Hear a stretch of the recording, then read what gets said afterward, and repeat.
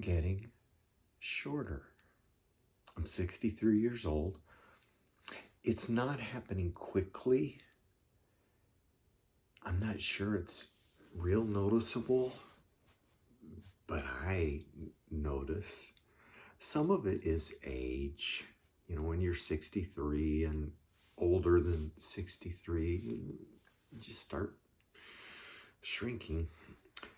My health issues, pain, and some other health issues conspire to try to bend me over. I catch myself, especially when I'm walking. I'm bending over because it's just less pain, but it's also gravity. Gravity is really helpful until it's not helpful. There are some ways to reverse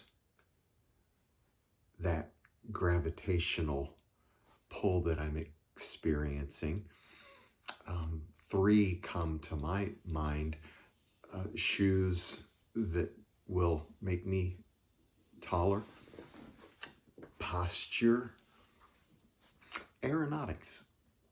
But I think I'm too old to become an astronaut. I understand that up there in space, things are a little bit different.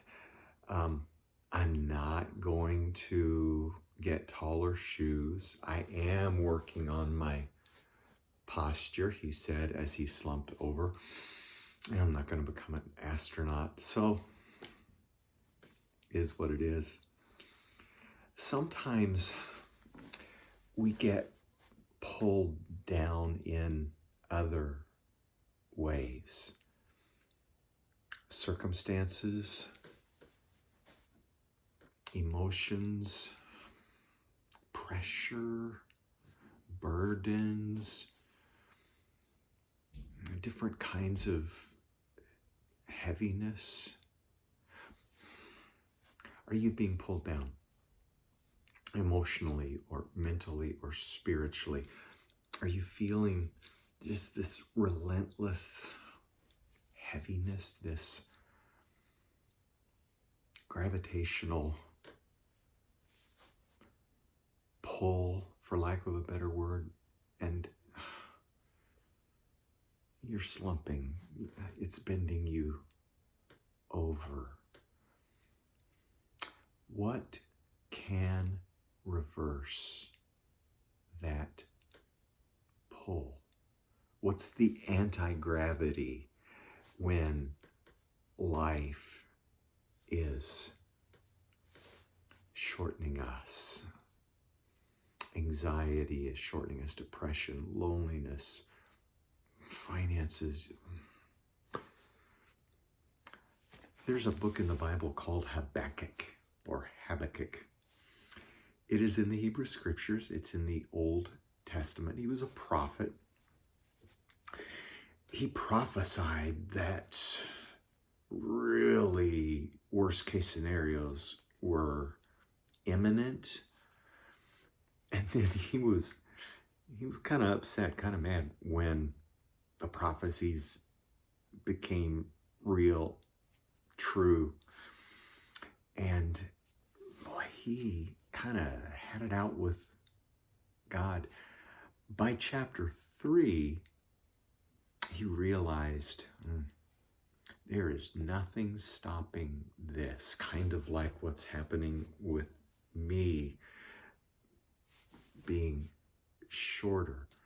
It's coming. The worst case scenario is it's here. It's happening. The last 4 verses of Habakkuk chapter 3 are really as good as anything going on in the Bible as far as I'm concerned. That's a subjective opinion. I trembled inside when I heard this. My lips quivered with fear. My legs gave way beneath me, and I shook in terror. I will wait quietly for the coming day when disaster will strike the people who invade us. Can you feel him? But watch this. Verse 17. Even though the fig trees have no blossoms and there are no grapes on the vines, even though the olive crop fails and the fields lie empty and barren, even though the flocks die in the fields and the cattle barns are empty, yet I will rejoice in the Lord. I will be joyful in the God of my salvation. The sovereign Lord is my strength. God makes me as sure-footed as a deer, really a mountain goat or a mountain deer, able to tread upon the heights. Let's go a little bit slower. Yet I will. He's not saying I'm going to rejoice in what's happening. Not at all. I mean, his legs are giving way. I mean, he's losing it. He's losing it because of what's happening. He's losing it. It's bringing him down, the inevitability of it. But those 3 words, yet I will. I will rejoice in the Lord. All right, anti-gravity, here we come. Watch. Yet I will rejoice in the Lord. I will be joyful in the God of my salvation. See, when everything else is changing, when everything around us is changing, when everything in us is changing, God is not changing, so we can rejoice in the Lord. Be joyful in the God of our salvation. The sovereign Lord is my strength, even when life is crushing us. He makes me as sure-footed as a deer, able to tread upon the heights. Carla and I once saw a mountain goat standing on the side of a cliff, a sheer cliff.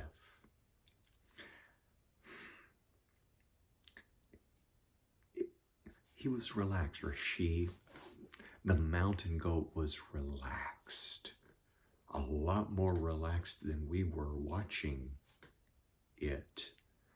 We're just hanging out. You know, they do that, and they can just jump where there is seemingly no foothold. But that's what this is talking about. Anti-gravity, spiritual anti-gravity, spiritual reverse gravity. When we're being crushed.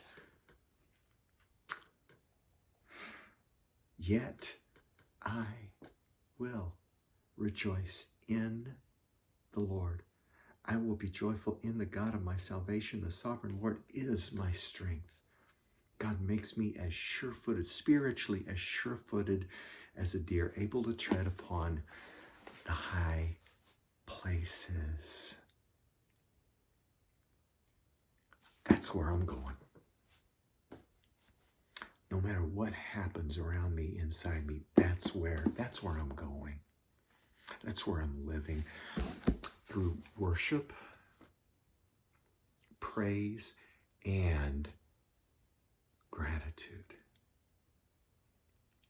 When I can get to thank you, and sometimes I just have to start with thank you to somebody and kind of work my way up. See, Carla and I are listening to worship a lot. And we are in the scriptures a lot. We are rejoicing in God, and it's happening. You know, I confessed earlier that I'm right there with you. If something is bringing you down, I'm fighting it too. Yet I will. no matter what. It's why I'm okay even when I'm not okay. I want that for you too. Grace and peace.